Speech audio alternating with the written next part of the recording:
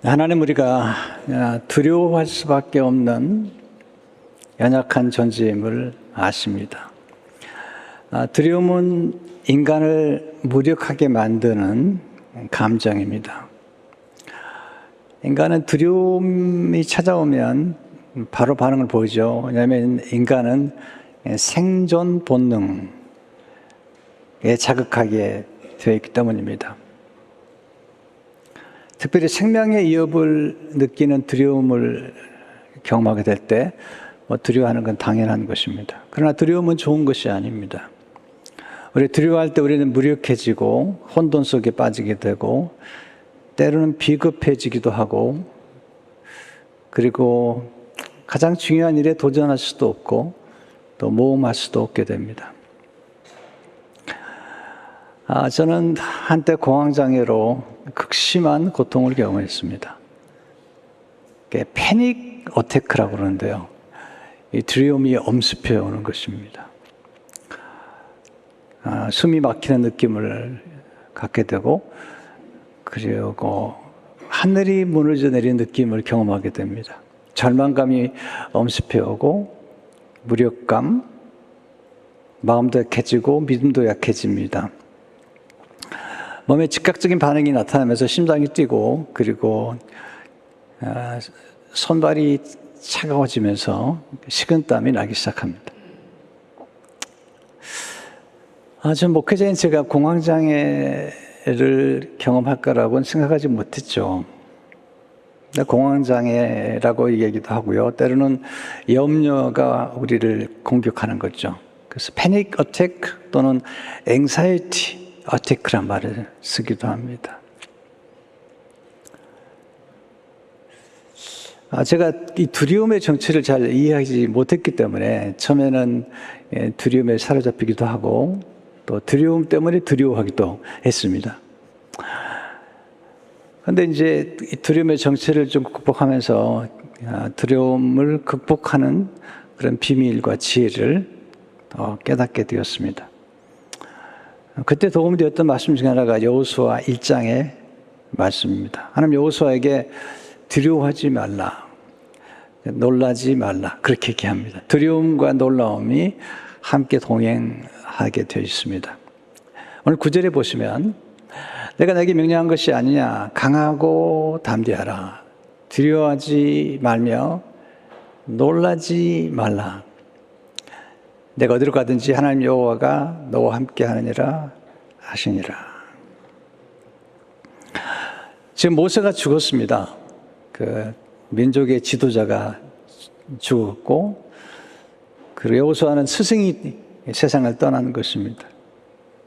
그건 이스라엘 전체의 충격이죠. 그 모세 같은 지도자, 영적인 거장이 세상을 떠났기 때문입니다. 하나님께서 여호수아를 찾아오신 때가 언제냐면 모세가 죽은 후에 두려움이 엄습해 올 때 찾아오신 거죠. 1절에 보시면 여호와의 종 모세가 죽은 후에 여호와께서 모세의 수종자 눈의 아들 여호수아에게 말씀하여 이르시되, 그때 여호수아에게 찾아오셔서 사명을 맡기시는 겁니다. 분명하게 그 모세가 죽었다는 것을 인식하게 하고 강조합니다. 또 두려워할 수밖에 없다는 것도 하나님이 인정합니다. 2절에 4절에 보시면 내 종 모세가 죽었으니 이제 너는 이 모든 백성에게 더불어 일어나 요단을 건너 내가 그들 곧 이스라엘 자손에게 주는 그 땅으로 가라. 내가 모세에게 말한 바와 같이 너희 발바닥으로 밟는 것은 모두 내가 너에게 주었느니 곧 광야와 이 레반에서부터 큰 강 곧 유브라데 강까지 해쪽 속에 온 땅과 또 해지는 쪽 대까지 너의 영토가 되리라. 여호수아는 언젠가 모세가 죽을 걸 알았죠. 우리도 마찬가지죠. 우리 부모님들 언젠가는 우리 곁을 떠날 것을 알지만 막상 죽음에 직면하게 되면 충격과 두려움이 엄습해 오는 것을 경험하게 됩니다. 그는 선택해야 됐습니다. 두려움을 선택할 것인가? 놀라움 속에 빠질 것인가? 아니면 용맹스럽게 사명을 감당할 것인가? 그는 두려움을 극복하고 사명을 감당했던 사람입니다. 그래서 우리는 여고서를 통해서 용기 수업을 받게 되면 우리가 두려움을 극복할 수 있습니다. 두려움은 우리 삶 가운데 늘 찾아오죠. 근데 두려움을 이해하고 극복하는 것이 굉장히 중요한 것입니다. 어떻게 두려움을 극복할 수 있을까요? 첫째로 하나님은 두려움의 정체를 파악하기를 원하십니다. 정체를 파악하는 것, 이해하는 것이죠. 인식하는 것, 이해하는 것만큼 우린 다스릴 수가 있고 그리고 조절할 수가 있습니다. 또 극복할 수도 있겠죠. 무엇인지 정체를 파악하면 다스릴 수 있습니다. 무엇인지 정체를 파악하면 자유할 수가 있습니다.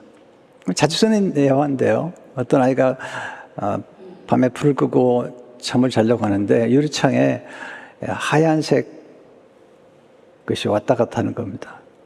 어린애가 생각할 때 이것은 꼭 귀신이 왔다 갔다 하는 것 같아요. 잠을 잘 수가 없는 거죠. 두려워서. 어린아이가 선택해야 됩니다. 불을 켜고 정체가 무엇인지를 아는 것과 아니면 밤새 두려워하면서 이제 이불 속에서 꿈틀거리는 것. 아이가 용기 있게 일어나서 불을 켰더니 엄마가 낮에 와서 하얀 수건을 걸어놓은 것입니다.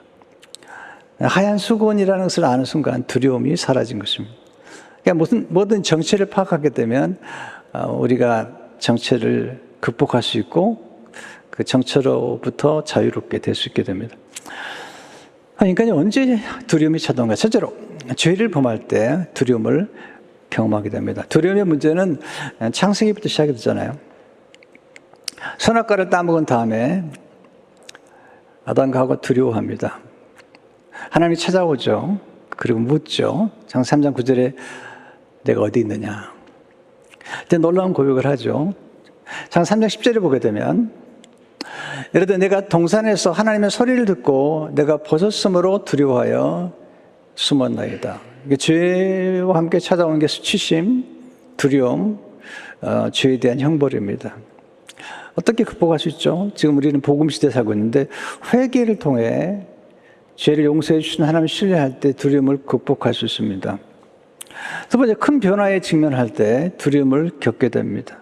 모세가 죽은 것은 큰 변화이고 이 변화를 극복해야만 되는데 특별히 지금 우리는 급변하는 시대 속에 살고 있잖아요. 어떻게 극복할 수 있죠? 큰 변화까지도 당연히 받아들일 때 두려움을 극복할 수 있습니다. 당연하게 여기면 문제가 조금 작아지기도 하고 쉬워지기도 합니다. 큰 변화가 올지 않을까라고 생각하다가 갑자기 직면하게 되면 너무 당황하잖아요. 그래서 큰 변화가 오는 것을 우리가 예상하는 것이 중요한 것입니다. 세 번째, 큰 문제를 만날 때 두려움을 경험하죠. 작은 문제는 잘 극복할 수 있지만 큰 문제를 만나면 두려워하죠. 이스라엘 백성들이 큰 문제를 만났습니다. 앞에는 홍해가 있고 뒤에서는 애굽의 군대들이 쫓아오는 겁니다. 히브리 노예들은 애굽의 군대가 얼마나 무서운지를 알죠. 그때 두려워하죠. 그들이 애굽의 군대를 보는 그 순간에 그들은 두려워 떱니다. 지록 14장 10절을 보게 되면 바로가 가까이 올 때 이스라엘 자손이 눈을 들어본 즉 애굽 사람들이 자기를 뒤에 이른지라 이스라엘 자손이 심히 두려워하여 여호와께 부르짖고 심히 두려워했죠. 눈을 들어 보았습니다. 근데 놀라운 것은 똑같은 걸 보고 상황에 처했지만 모세는 두려워하지 않고 오히려 두려워하지 말라고 얘기합니다. 지금 14장 13절을 보게 되면 모세가 백성에게 이르되 너희는 두려워하지 말고 가만히 서서 여호와께서 오직 너희를 위하여 행하시는 구원을 보라. 내가 오늘 본 애굽 사람을 영원히 다시 보지 아니하리라. 왜 이렇게 가능하죠? 큰 문제보다 크신 하나님을 바라볼 때 두려움을 극복할 수 있습니다. 큰 문제보다 크신 하나님. 여호사밧 큰 군대들이 와서 그를 공격했습니다. 너무 크니까 감당을 못 하겠는 거죠. 그래서 하나님께 기도합니다. 그런 문제를 인정합니다. 그러나 그 문제보다 더 크신 하나님을 바라봅니다. 역대하 20장 12절을 보게 되면 우리 하나님이여 그들을 징벌하지 아니하시나이까 우리 치러 오는 이 큰 무리를 우리가 대적할 능력이 없고 어떻게 할 줄도 알지 못하고 능력도 없고 방법도 모르겠는데 오직 주만 바라보나이다. 크신 하나님을 바라봤더니 하나님께서 기적을 일으켜 주시고 전쟁에 승리케 하신 분 아니라 큰 문제 때문에 큰 복을 받는 경험을 하게 됩니다. 네 번째, 에너지가 고갈되어 탈진할 때 두려움을 경험합니다. 탈진이 참 위험한 것입니다. 인간을 움직이는 것은 에너지입니다. 에너지를 공급해 주는 것은 몸에는 음식이죠. 그리고 정서는 사랑과 격려입니다. 위로, 이것들이 우리에게 에너지를 주고요. 영혼은 하나님의 말씀입니다. 하나님의 은혜와 사랑을 경험할 때 영혼이 힘을 얻게 되는데 그런 에너지가 고갈되면 찾아오는 게 두려움입니다. 엘리야는 정말 용맹스러운 선지자죠. 근데 그가 육체적으로 너무 탈진해 버렸습니다. 갈멜산에서 바알 선지자 450명을 그가 나중에 이제 물질이고 죽이고 그리고 하늘에서 비를 내는 간절한 기도를 드린 다음에 하나님의 능력이 영의 능력이 임하니까 아합의 마차보다 더 앞에 달려갑니다. 그러니까 엄청난 에너지를 쏘는 거죠. 그 에너지는 영적으로는 강했지만 그 육체적으로 너무 탈진해 버린 겁니다. 그가 탈진 상태에 있을 때 이세벨이 그를 죽이겠다고 유혹합니다. 그때 도망갑니다. 두려움이 직면하게 되면 우리가 도피하거나 때로는 비겁해지기도 하고 또 열등의식에 빠지기도 하고 그리고 굉장한 무력감에 빠지게 됩니다. 그래서 열왕기상 19장 3절 4절을 보게 되면 그가 형편을 보고 일어나 자기의 생명을 위해 도망했습니다. 로뎀나무 아래 앉아서 자기가 죽기를 원하 이르되 여호와여 넉넉하오니 지금 내 생명을 거두시옵소서. 나는 내 조상들보다 낫지 못하나이다. 이게 탈진이 무서운 겁니다. 이렇게 무력하고 도망해서 그리고 비교해요. 내 조상들보다 열등의식에 빠져 있는 것을 보게 됩니다. 어떻게 극복했죠? 하나님이 그를 책망하지 않습니다. 기도해라 얘기하지도 않습니다. 하나님이 그가 육체적인 에너지가 고갈된 걸 알고 그를 먹이고 재웁니다. 그래서 천사를 보내가지고 마사지를 시켜줘요. 아큐프레셔를 해준 것 같아요. 혀를 뚫어준다고 그러잖아요. 열왕기상 19장 5절에서 8절을 보게 되면 로뎀나무 아래에 누워 자더니 천사가 그를 어루만지며 그에게 이르되 일어나서 먹으라 하는지라. 이에 일어나 먹고 마시고 그 음식물의 힘을 의지하여, 굉장히 중요한 표현입니다. 영역이 아닙니다. 음식물의 힘을 의지하여 40주 40야를 가서 하나님의 산 호렙에 이르니라. 우리 인간은 영혼과 마음과 육체가 연결되어 있습니다. 그래서 우리 음식이 반드시 필요해요. 곡기라고, 곡기. 그래서 탈진 상태에 있을 때는 가능하면 금식하지 않아야 됩니다. 먹어야 됩니다. 먹고 쉬어야 되죠. 모든 문제를 영적으로만 보아서는 안 됩니다. 어떤 문제는 육체적인 문제가 연결되어 있고요. 어떤 문제는 정서적입니다. 어떤 문제는 영적이죠. 이걸 분별해서 하나하나 풀어가는 게 중요한 것입니다. 지금 엘리야는 자지도 못했고 먹지 못했고 너무나 많은 에너지를 쏟았기 때문에 하나님께서 계속 자기 만드는 겁니다. 그리고 먹이고 마시게 하고.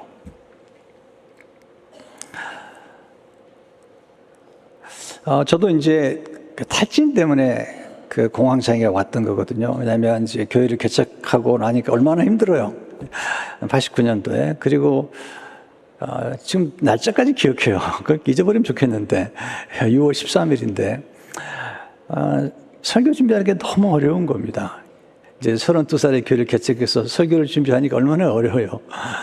또 굉장히 제가 수줍어하는 사람이기 때문에 뭐 이렇게 영맹스러운 사람이 아닌데 근데 설교가 너무 준비가 안 되는 거죠. 토요일 날 밤늦게까지 쭈그리고 엎드렸는데 안 되고요. 그래서 주일 새벽 2시에 겨우 마쳤습니다.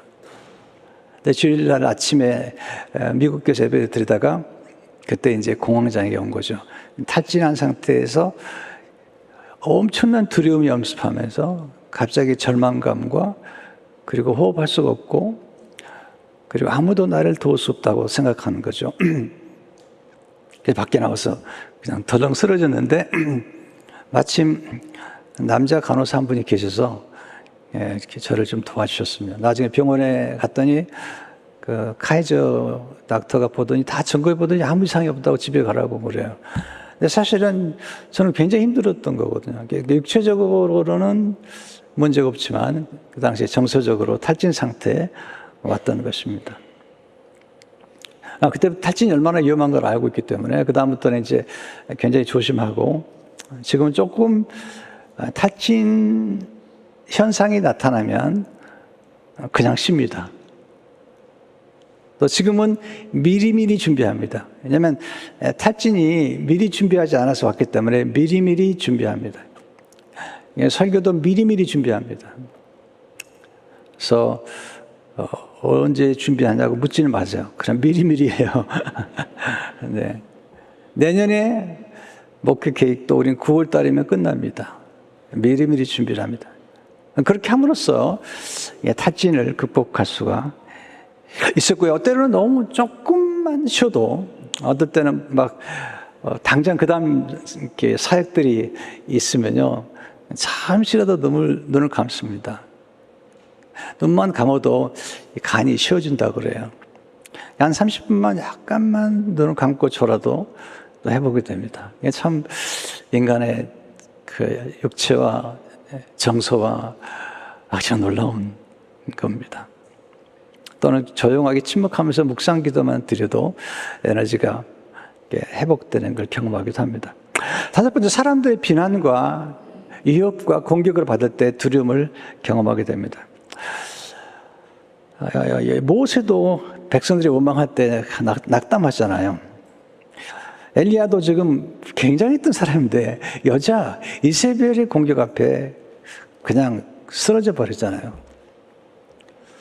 다윗도 용맹스러운 용사인데 그를 괴롭히는 원수들이 그를 공격할 때 너무 두려워하면서 하나님을 의지하게 됩니다. 자, 시편 50편 2절 4절에 보면 내 원수가 종일 나를 삼키려 하며 나를 교만하게 치는 자들이 많사오니 내가 두려워하는 날에는 내가 주를 의지하리이다. 내가 하나님을 의지하고 그 말씀을 찬송할지라. 내가 하나님을 의지하신 즉 두려워하지 아니하리니 혈육을 가진 사람이 내게 어찌하리까. 살아보니까요, 사람이 무섭더라고요. 살아보니까 신자들이 무섭더라고요. 그리고 장로님들이 무섭더라고요. 그리고 부목사님들이 무서워요. 네. 사람이 무서워.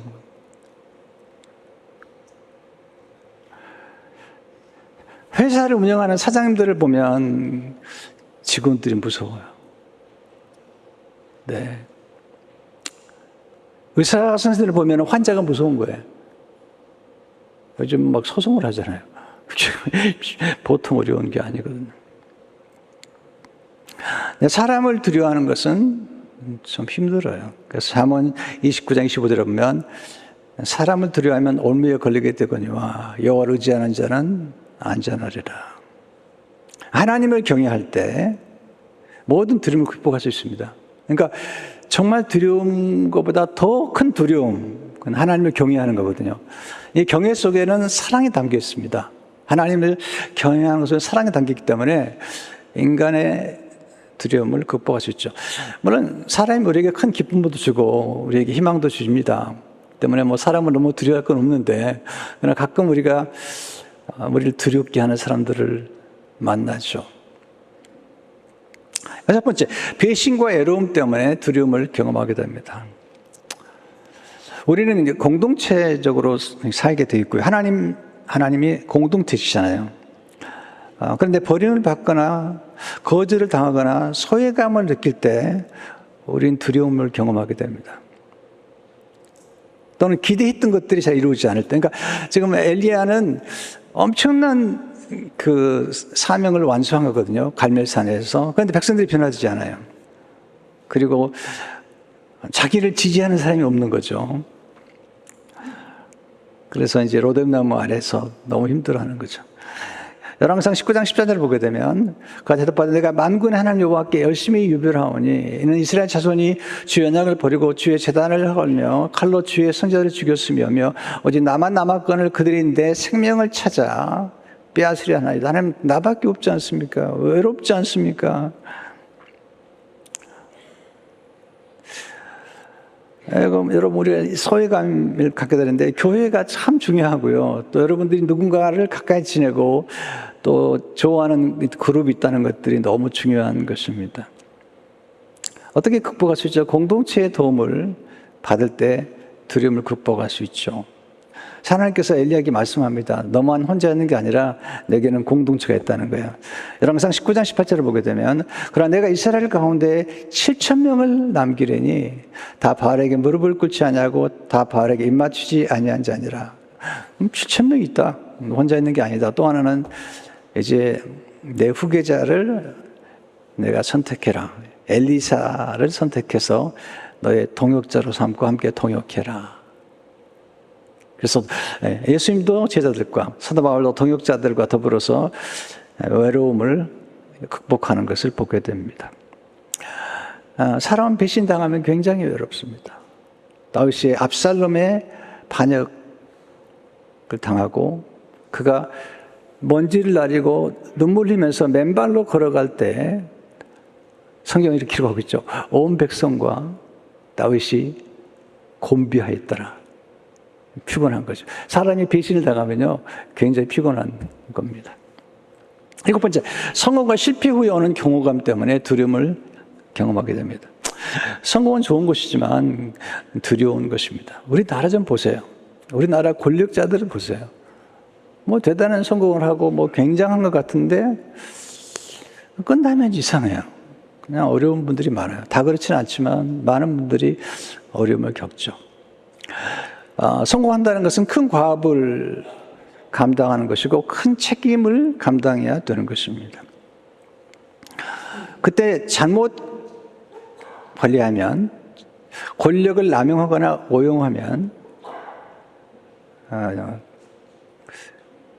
그때 문제가 생기죠.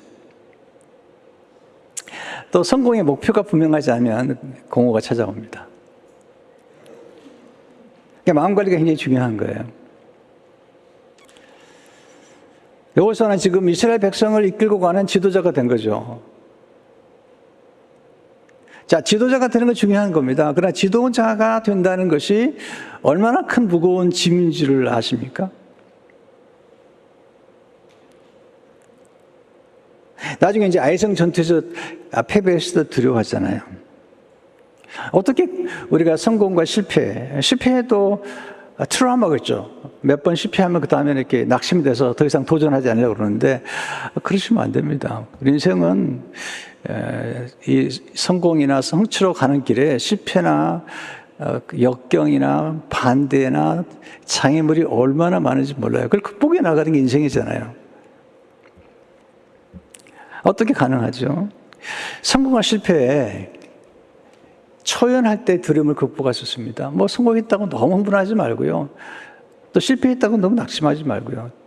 저도 이 두 가지가 참 어려웠는데 지금은 뭐가 잘 된다고 해서 너무 흥분하지도 않고요.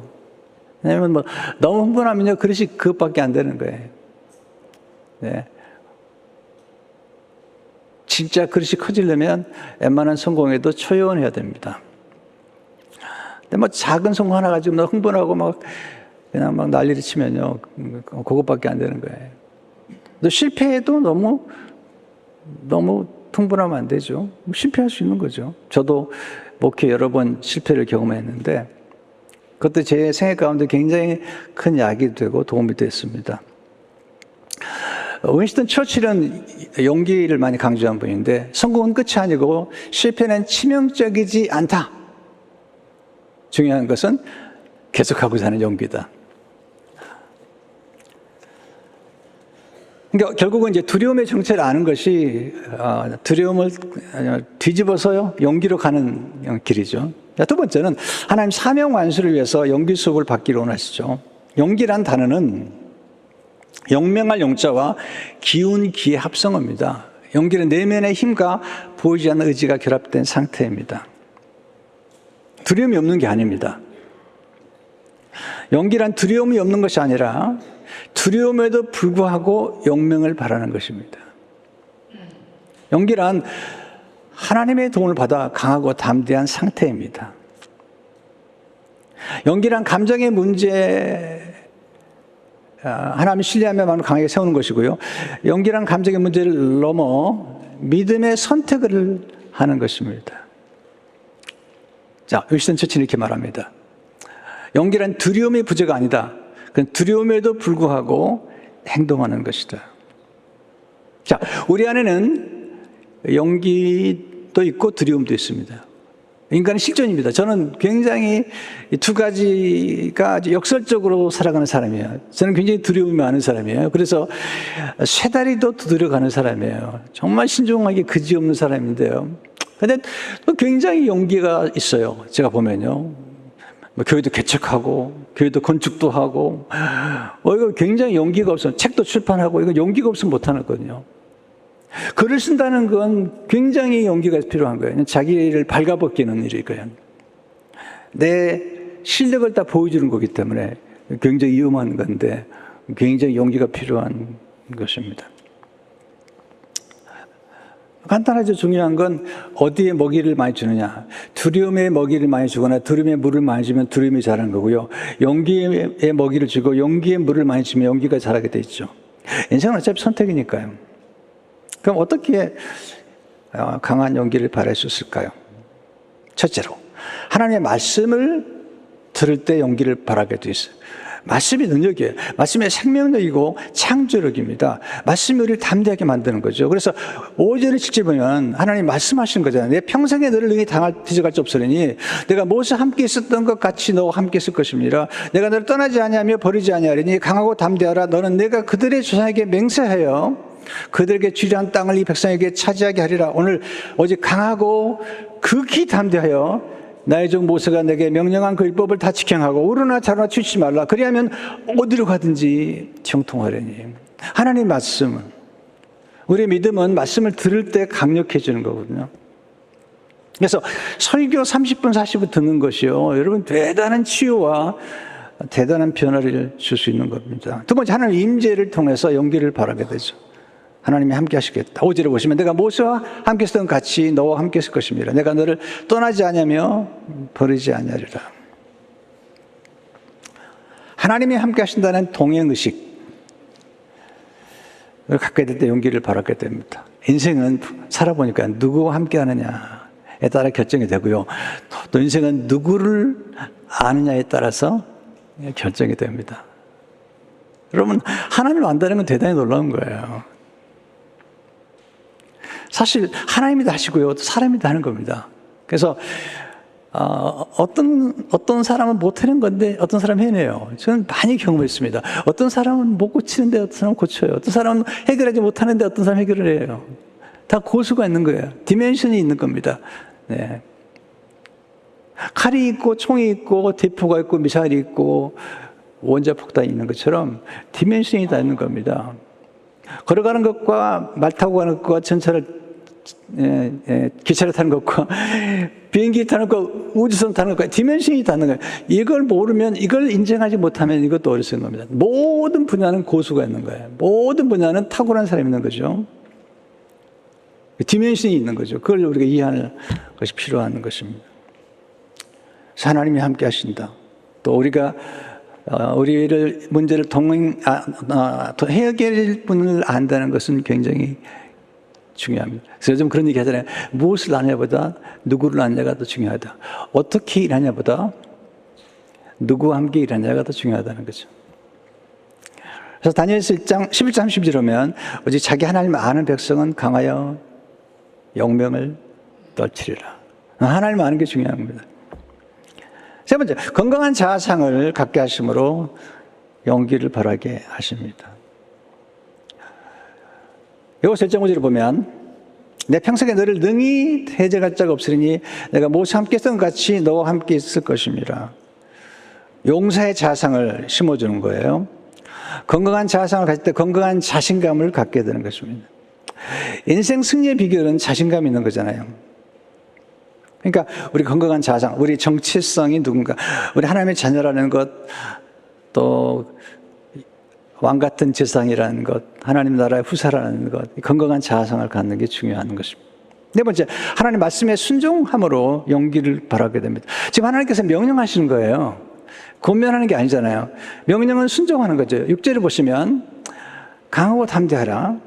7절을 보시면 오직 강하고 극히 담대하여.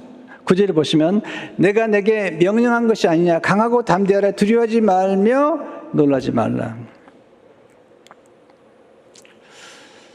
여러분, 사람을 두려워하면 흔들리게 되잖아요. 또 사람의 공격하는 말이나 비난하는 말을 들으면 흔들리게 됩니다.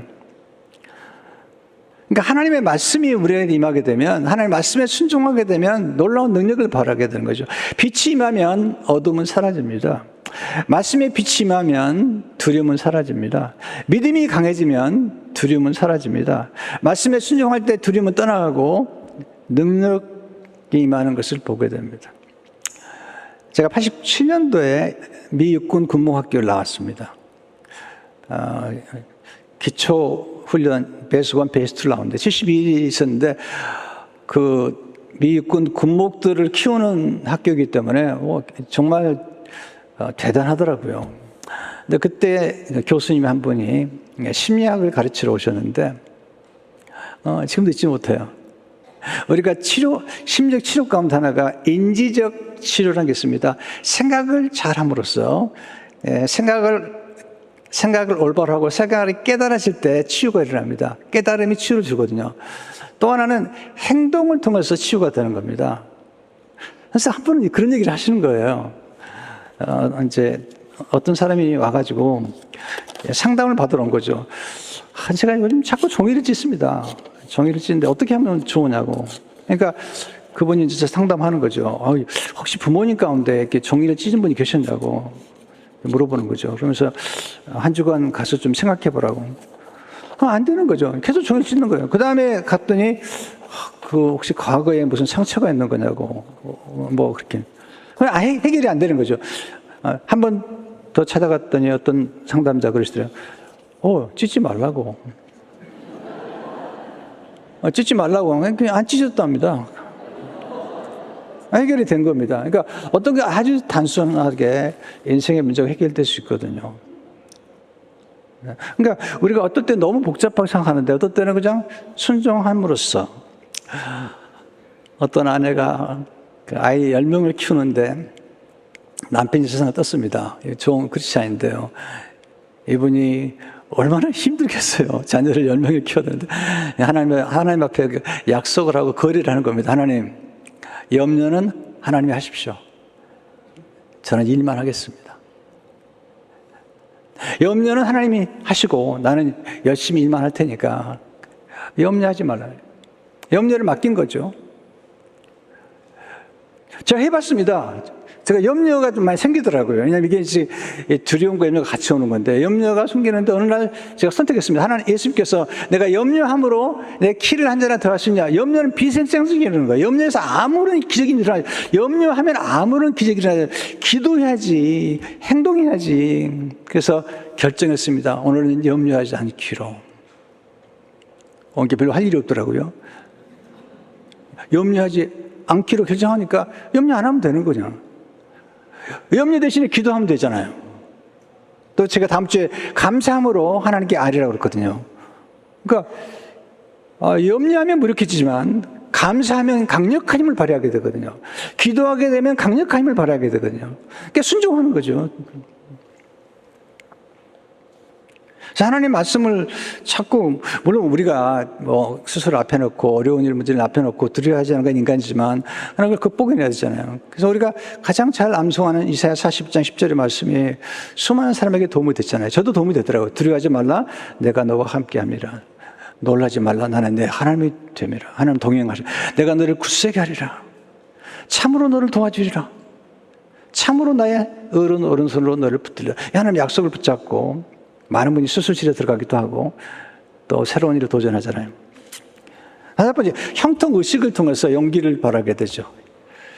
인간의 생각과 의식이 너무 중요한 것 같아요. 그런데 보세요. 실패의식이나 결핍의식이나 그리고 패배의식을 갖게 되면 사람의 생각에 따라 움직이게 되기 때문에 어렵습니다. 그런데 동행의식, 형통의식, 승리의식, 의식이 변, 풍부의식. 저는 풍부의식을 훈련하기 시작했어요. 어느 날. 세상에 할 일도 많고 또 땅도 넓고 그리고 세상이 부유하다 이런 의식을 갖기 시작했거든요. 그걸 자연을 통해서 배웠습니다. 연어 한 마리가 3,000개 알을 낳고 거북이가 한 번 알을 낳으면 50개에서 200개 알을 낳거든요. 대단히 놀라운 일인데요. 그러니까 벼 하나를 심으면 180알을 이렇게 얻겠다. 그러니까 이 자연 속에서 하나님 놀라운 풍부를 심어주신 거잖아요. 그래서 저는 그걸 공부하면서 풍부의식을 갖게 되는 것입니다. 의식이 중요합니다. 하나님께서요, 형통의식을 심어주는 거예요. 여기서 1장 7절 8절 오면 어디로 가든 형통하리니 율법책을 내 입에서 떠나지 말게 하며 주의 하루로 그것을 묵상하여 그 안에 기록된 대로 다 지켜하라. 그래야만 내 길이 평탄하게 될 것이라. 내가 형통하리라. 어떻게 형통의식을 심을 수 있죠? 반복입니다. 반복은 형통의식을 형성하는 데 비밀입니다. 반복은 승리의식을 형통하는 비밀이고 또한 풍부의식을 형성하는 비밀입니다. 여러분 생각이요 핍절되고 결핍되고 그러면요 눈이 안 열립니다. 감사하면 풍요가 보여요. 남은 게 보이고요. 놀라운 경험들을 하게 되죠. 그래서 하나님께서 모세가 아말렉 전투에 승리할 때 40년 후에 여호수아가 지도자가 될 걸 미리 알고 계세요. 하나 미리 아시고 40년 전부터 준비시키는 거죠. 그래서 아말렉 전투가 끝나니까 하나님께서 말씀하시는 거죠. 하나님 대단한 분이죠. 항상 멀리 보시고 모세를 세우시면서도 그 다음 지도자를 준비하고 계시는 거죠. 그래서 출애굽 17장 14절을 보게 되면 여호와께서 모세에게 이르시되 이것을 책에 기록하여 기념하게 하고 여호수아의 귀에 외워 들리라. 이게 승리의식을 씹어주는 거예요. 승리의식. 여호와 니시. 프랭크 티볼트는 반복은 소홀히 하면 당시 최고의 스승을 무시하는 것이다. 반복은 최고의 스승이죠. 성경 묵상하고 암송하는 것은 반복밖에 없어요. 반복하게 되면 우리 의식이 변화가 나타나죠. 여섯 번째, 믿음으로 한 걸음을 내디딜 때 용기를 발하게 됩니다. 두려움을 극복하는 비밀은 움직이는 겁니다. 제가 해봤어요. 제가 89년도에 어려움을 겪고 또 87년도에 사실 여기 국문학교 가서도 그때도 제가 공황장애가 있었습니다. 제가 몰랐는데요. 근데 어느 날 안 되겠다. 그리고는 달리기를 시작했습니다. 달리기를. 굉장히 머리가 아팠습니다. 뒷머리가 너무너무 아프고 그러다가 이게 이제 페인킬러를 먹어도 안 되고요. 그래서 안 되겠다. 그러고는 그때 30살이었으니까요. 뛰기 시작했습니다. 계속 뛰는 겁니다. 뛰는데 뒷머리가 깨끗이 낫고 그리고 극복이 되기 시작합니다. 조금만 움직여도 달라지거든요.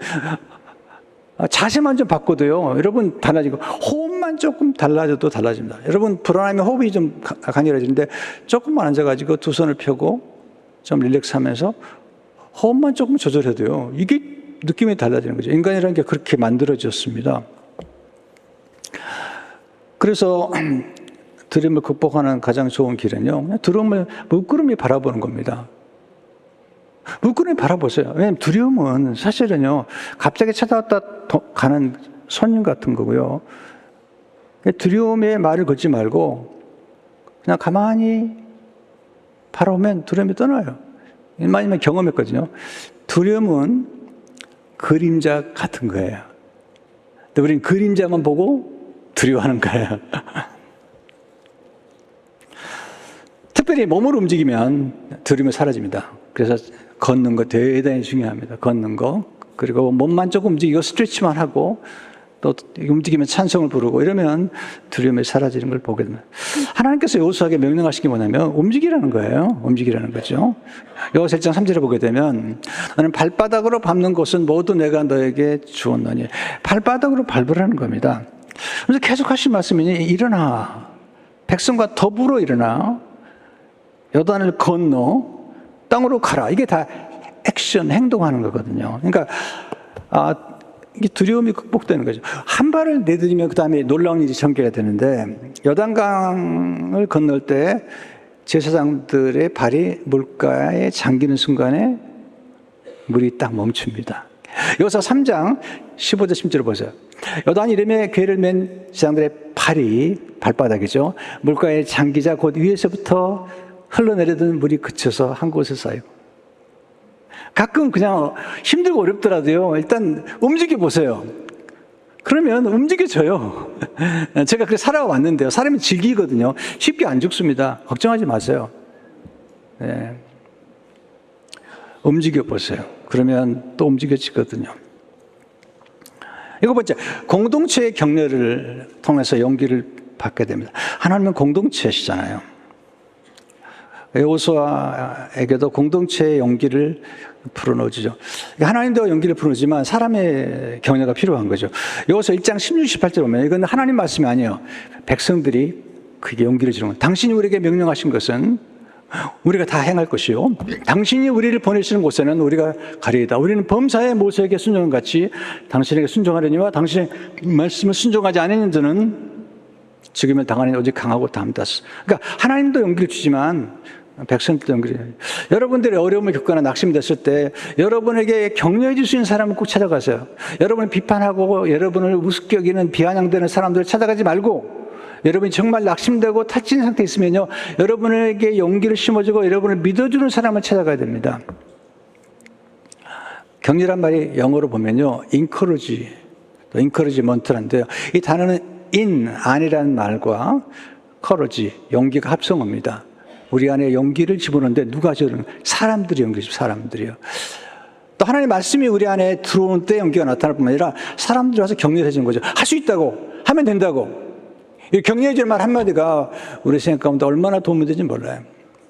제가 설교 때문에 낙심됐을 때 제가 존경하는 장로님, 지금은 소천 받으셨지만 장로님, 목사님 걱정하지 마세요.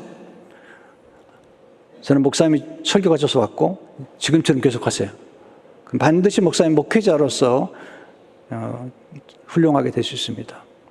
근데 그 말이 제 귀에 계속 움직이는 거죠. 이야, 참 격려가 중요한 거거든요. 예수님께서 제자들이 두려워하니까 예수님이 원래는요, 예수님은 인격적이기 때문에 밖에서 문을 두드리는 분인데요. 특별할 때는요, 그냥 문을 뚫고 오셔요. 특별할 때는요. 그게 요한복음 20장 19절을 보시면요. 제자들이 유대인들을 두려워하여 모인 곳에 문들을 닫았더니 이제 두려워하잖아요. 예수께서 오사. 부활체이기 때문에 문을 통과해 버리신 거죠. 가운데 서서 이르시되 너에게 평강이 있을지어다. 평강을 불어넣어 주는 거죠. 그 다음에 중요한 게 있습니다. 그들에게 성령, 숨을 내쉬는데요. 이 기운이거든요. 성령님은 바람, 또 기운처럼 역사하시는데 20장 21절 22절 보게 되면 여기서도 이르시되 너에게 평강이 있을지어다. 아버지께서 나를 보내신 것 같이 나도 너희를 보내느니라. 이 말씀하시고 그들을 향하사 숨을 내쉬며 이르시되 성령을 받아라. 여러분, 이 숨을 내쉬고 숨을 들여 마시는 게 굉장히 중요합니다. 하나님이 우리 인간을 만드시고 숨을 불어넣기 때문에 인간의 가장 놀라운 기운 중에 하나는 호흡이 있습니다. 그래서 음식은 곡기고요. 호흡을 통해서 기운을 얻게 됩니다. 그래서 불안하거나 조금 힘들 때 호흡만 좀 잘해도요. 호흡 기도만 드려도 금방 회복이 됩니다. 그리고 연기, 기도를 하는 가운데 영적인 기운을 받고 말씀을 통해서 기운을 얻는 게 필요한 것입니다. 필요할 때는 여러분 주치의한테 말씀드리세요. 너무 힘들다고. 그러면요. 추천해 줄 겁니다. 또는 약을 쓰는 게 필요해요. 어떤 분들은 이제 머리는 아픈데 약을 먹지만 마음이 아프면, 마음이 두려우면 그때 너무 힘들면요. 도움을 받으세요. 그게 뭐 중독되지 않아요. 요즘은 진짜 좋은 약들이 많이 나왔기 때문에 의사 선생님을 찾아갔어요. 마태복음 9장 12절을 보시면 주님이 말씀하셨어요. 예수 들으시고 이르시되 건강한 자에게는 의사가 쓸데없고 병든 자에게라 쓸데있니. 뭐냐면 예수님이 의사를 인정하신 겁니다. 의사를 세우신 분이 하나님이세요. 의사를 통해서 치유하시는 거예요. 또 하나 약이 필요한 거죠. 요즘은 좋은 약이 너무 많이 나온 거죠. 에스겔 47장 12절을 보게 되면 달마다 새 열매를 맺으리니 그 물이 성소를 통하여 나옵니다. 생수가 흘러가면 이렇게 치유가 되는데 또 그 열매는 먹을 만하고 그 잎사귀는 약재료가 되리라. 제가 진짜 87년, 89년 미국 와가지고 진짜 힘들 때 그런 공황장애, 침체 뭐 이런 거 통과했는데요. 요즘 그런 생각이 드는 거죠. 와, 지금 나오는 약을 그때 만났다면 그렇게 고생하지 않았을 텐데. 지금 너무 좋은 약들이 매일 나온 겁니다. 웬만한 약들은 주치의가 웬만한 거 다 해결해 줍니다. 아니면 한번 정신의학과 찾아오면 그 다음부터는 약은 주치의가 주는 겁니다. 여러분들이 의사 선생님들 찾아가면 해결이 되고요. 또 의사 선생님들도요. 제가 한 번은 이제 그 강의를 듣는데 하는 닥터가 그분 닥터신데 공황장애라는 분이세요. 한 번은 그분이 회진하다가 공황장애 온 겁니다. 막 뛰어들어가가지고 막 두려워하면서 거기 담당 의사한테 내가 지금 공황장애로 고생한다고 그랬더니 의사가 주사를 놔주고 약을 주신 거죠. 자, 그러니까 여러분들이 이제 나이가 들어가고 또 이제 나이 들어가면 어떤 분들은 이제 그 나이가 들어가면서 그 이제 우울증이 오기도 하고 여러 가지 또는 이제 키모를 받는 중에 너무 힘드니까 오기도 하는데요. 그럴 때 미국은 다 같이 붙어주더라고요. 그래서 그런 부분들을 도움을 받으면 얼마나 좋을까. 오늘 제가 좀 설교가 약간 길어지는데요. 용서하셔야 됩니다. 왜냐하면 너무 중요하기 때문에. 그리고 제 생각 가운데 이건 너무 지금은 특별히 나이 든 사람뿐만 아니라 지금 20대가 너무 공황장애가 많아요. 네, 20대가. 그렇기 때문에 알고 안내를 해줘야 됩니다. 근데 예수님께서 오셔서 제자들에게 주신 것은 사명감이죠. 그래서 우리를 강력하게 만드는 것은 사명과 사랑입니다. 저도 그 어려운 경우에도 계속 사명 때문에 비행기를 탔어요. 비행기 정말 타면 정말 두려웠거든요. 숨이 확 막히는데 그래도 비행기 타고 집에 다니는 겁니다. 특별히 이륙할 때가 너무너무 괴로운 거예요. 너무너무 고통스러운 거예요. 근데 딱 이륙하고 나면 그 다음에 평안해져요. 왜냐하면 이미 이륙하게 났기 때문에 이젠 두려워도 소용이 없어요. 그러니까 두려움이 사라져요. 제가 다 해봐서 알아요. 염려해봐도 소용이 없으니까 염려를 안 하게 돼요. 염려를 포기하게 되는 거죠. 그러면서 집회를 계속 다니는 겁니다. 책도 쓰고요. 그렇게 살아왔습니다. 어제도 제가 그 아침에 중보 기도 캄프에서 나왔다는 권사님, 목사님 눈이 빨개 한쪽 눈이 그랬어요. 걱정하지 마세요. 사람 즐겨요. 안 죽어요. 여호수아 어떻게 극복했죠? 사명감 때문이죠. 바울도 연약한 인간이기 때문에 그것도 두려워해요. 전 바울이 이 고백이 참 좋더라고요. 고린도서 2장 3절을 보게 되면 내가 너희 가운데 거할 때 약하고 두려워하고 심히 떨어노라. 바울도 그랬습니다. 저도 그렇습니다. 그런데 바울을 보시면 사명, 사도행 20장 24절을 보게 되면 주 예수께 받은 사명 곧 하나님의 은혜의 복음을 증하는 일을 마치라면은 내 생명조차 조금도 귀한 것을 여기지 아니하노라. 이 사명감 때문에 그런 용맹스러웠고 또 에스더도 얼마나 용맹스럽죠. 에스더 46절을 보게 되면 규례를 이고 왕에게 나가리니 죽으면 죽으리이다 하니라. If I perish, I perish. 굉장한 용맹스러운 게 사명에서 나오는 것입니다. 또 하나는 사랑이죠. 사랑하면 다 극복해요. 요한일서 4장 18절을 보게 되면 사랑 안에 두려움이 없고 온전한 사랑의 두려움을 내쫓나니. 여러분, 예수님이 모든 두려움을 극복하고 십자가를 진 것은 하나님 아버지 사랑 때문이죠. 여러분, 처녀들은 약해요. 보니까 처녀들을 보면 약해요. 근데 엄마는 강하죠. 아줌마는 무섭습니다. 엄마와 아줌마를 강하게 만든 건 사랑 때문입니다. 저는 제 아내를 사랑하지만 무섭습니다. 네. 여러분, 우리에게 사명이 주어졌습니다. 자녀를 키우는 사명, 심지어는 손주를 키우는 사명, 이게 다 사명이거든요. 교회를 세워야 되는 사명. 이 사명과 사랑, 하나님 향한 사랑과 성도를 향한 사랑, 가족을 향한 사랑이 저를 움직인 것처럼 오늘 여러분도 마찬가지죠. 오늘 두려움을 극복하고 용기 있게 승리하시기를 축원합니다.